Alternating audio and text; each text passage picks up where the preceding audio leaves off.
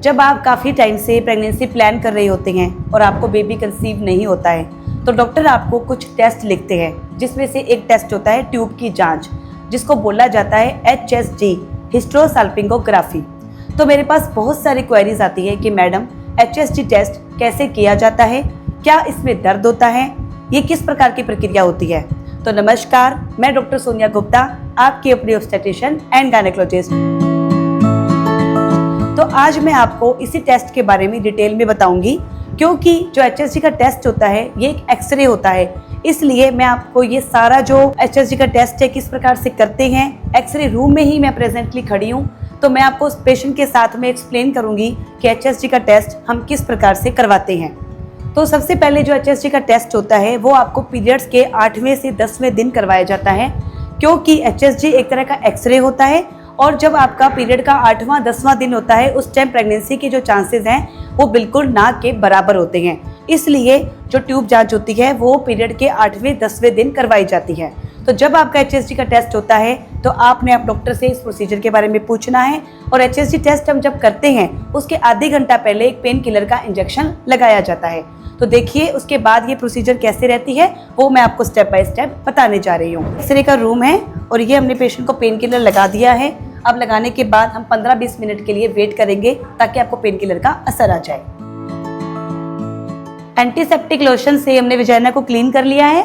इसको सिन स्पेकुलम बोलते हैं और इसको बोलते हैं वोल्सेलम। इसकी मदद से हम सर्विस को पकड़ रहे हैं। अभी ये यूट्राइन साउंड बोलते हैं, इसकी हेल्प से यूट्रस की लेंथ को मेजर किया जाता है। और इसके बाद ये होता है HSG कैनुला। इसको हम सर्विस के अंदर डालेंगे और इस कैनुला के जरिए डाई को इंजेक्ट किया जाता है। देखो इसको मैं सर्विस के अंदर डाल रही हूँ कैनुला को, और फिर मैं आपको डाई के बारे में बताती हूँ।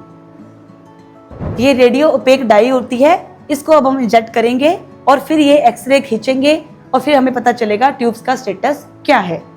अब वो जो एक्सरे हमने किया, एक्सरे करने के बाद में रिपोर्ट को इस तरीके से पढ़ा जाता है।